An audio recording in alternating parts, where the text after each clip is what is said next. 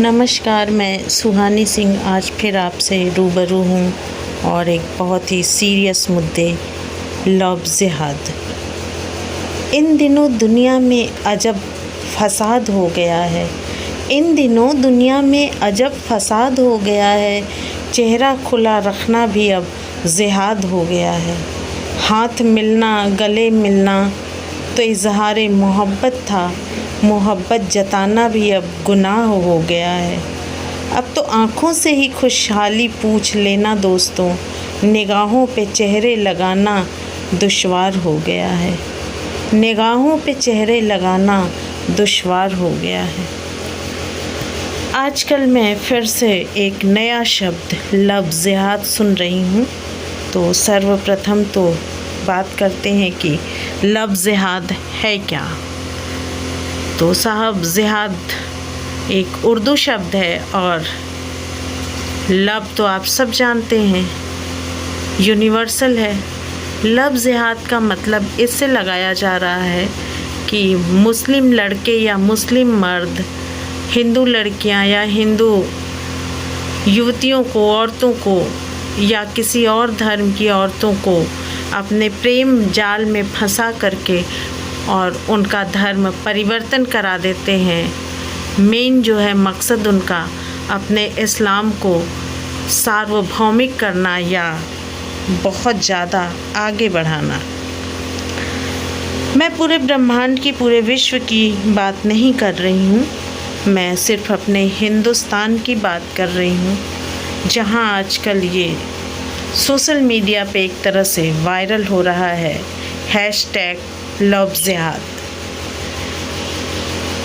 तो मैं ये कहना चाहती हूँ कि हिंदू और मुस्लिम की शादी कोई आज से तो हो नहीं रही है।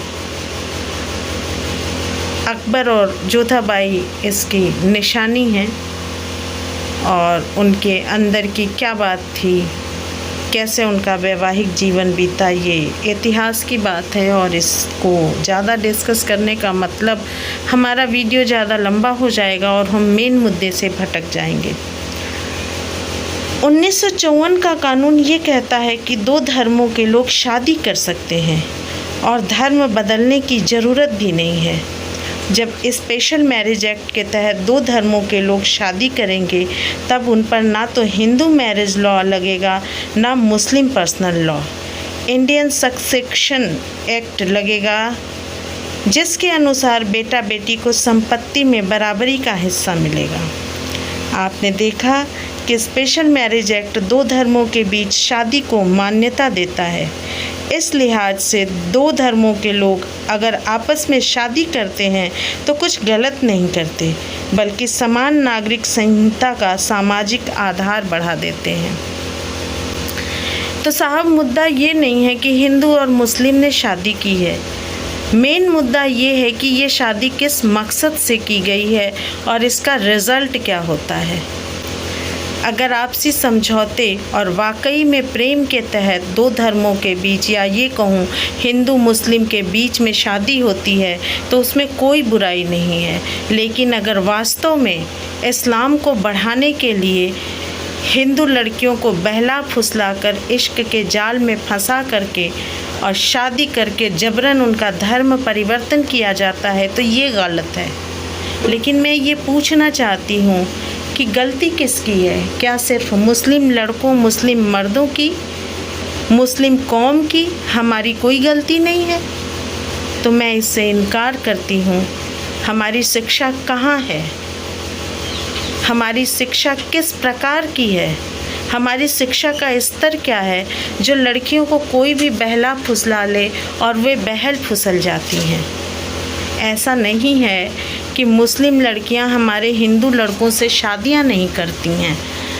मैं बहुत से परिवारों को जानती हूं जहां मुस्लिम लड़कियां हैं और वो आज हिंदू लड़कों के साथ अच्छी ज़िंदगी गुजार रही हैं, और कुछ हिंदू लड़कियां भी हैं जो मुस्लिम लड़कों से शादी करके बहुत सुखपूर्वक जीवन गुजार रही हैं। पर बात यहाँ नॉर्मल होता तो मुद्दा बनता ही ना। अब जानना ये है, सोचना ये है कि इसका सलूशन क्या है। इसका हल क्या है? हाँ तो साहब, इसका हल है अपनी बच्चियों को हम ऐसी शिक्षा दें कि वो अपना भला बुरा समझ सकें कि लव जिहाद है या वाकई में लव है, इश्क है, प्यार है, मोहब्बत है। मैंने अक्सर देखा है कि आज भी मुस्लिम लड़कियां बुर्कों में रहती हैं और मुस्लिमों के बच्चे होश संभालते ही अल्लाह अकबर, उर्दू और अरबी ज़बान सीखते हैं, जबकि हमारे बच्चे फ्लाइंग किस, हाय, हेलो, बाय, गुड नाइट और गुड मॉर्निंग से अपनी शिक्षा शुरू करते हैं। और हम लोगों से उनका परिचय कराते समय यही कहते हैं, बेटा फ्लाइंग किस करके दिखाओ, बेटा हेलो बोलो, बेटा हाय बोलो। तो जब सोचने वाली बात है कि हम ही ऐसा संस्कार, ऐसी संस्कृति दे रहे हैं, तो दोष मुस्लिमों का क्यों है? हमारे बच्चे क्यों नहीं रामायण की चौपाइयाँ पढ़ते हैं? हमारे बच्चे क्यों नहीं गायत्री मंत्र का शुद्ध जाप करते हैं? हमारे बच्चे क्यों नहीं ओम की शक्ति को पहचानते हैं? हमारे बच्चे क्यों नहीं राम की मर्यादा और महाराणा प्रताप की वीरता, रानी लक्ष्मीबाई के शौर्य को पढ़ते, समझते और सीखते हैं? क्या बात सोचने वाली नहीं है कि इसमें सिर्फ मुस्लिम समुदाय, मुस्लिम कौम ही दोषी है? एक बात कहती हूँ कि चोर भी सेंध वहीं लगाता है जहाँ की दीवार कमज़ोर होती है। और हमारे भारत में हमारी भारतीय संस्कृति लुप्त हो गई है, जिसका विदेशों में तो अनुसरण किया जा रहा है, लेकिन हमारे देश में इसे तुच्छ, पिछड़ा हुआ समझा जाता है। तो साहब, दीवारों को इतनी मजबूत कीजिए कि कोई ना सेंध मार सके और ना कोई परिंदा पर मार सके। आज हमारी हिंदू लड़कियां जिस तरह से दुपट्टे को फेंक चुकी हैं और जींस का कल्चर अपना चुकी हैं, मैं इसे बुरा नहीं मानती हूँ। कपड़ों में कुछ नहीं रखा है, लेकिन संस्कृति हमारी धरोहर है, मर्यादा हमारी संस्कृति, तो इसको जिंदा रखिए। फिर चाहे लव जिहाद हो या किसी भी तरह का जिहाद हो, हमारी लड़कियां लक्ष्मीबाई और रानी पद्मावती की तरह सामने आएंगी और आती रहेंगी। तो मुझे लगता है कि हम लव जिहाद को दोष ना दे करके अपनी शिक्षा, अपनी संस्कृति की दीवार को इतनी मजबूत बनाएं, इतना पारदर्शी बनाएं और इतना यूज़फुल बनाएं कि हमारे बच्चे ये समझ सकें कि सामने वाले की नीयत क्या है। मैं समझती हूँ कि मैं जो कहना चाहती थी वो मैंने कह दिया। और अंत में इस वीडियो का समापन मैं इस खूबसूरत कविता से कर रही हूँ और आपसे रिक्वेस्ट है कि इसके शब्दों के मर्म को समझिए। धरती डामाडोल सही, धरती डामाडोल सारी, आसमां का हृदय भारी, धर्म दुबका खड़ा कोने में, मानवता का संघार जारी। भूल चुके हैं धर्म का मर्म, सच्चे मुसलमान होने का रह गया भ्रम। भूले गज़ल की मिठास, उर्दू की तहज़ीब, हुए भाव विहीन, जिहाद को भी कर डाला अर्थहीन।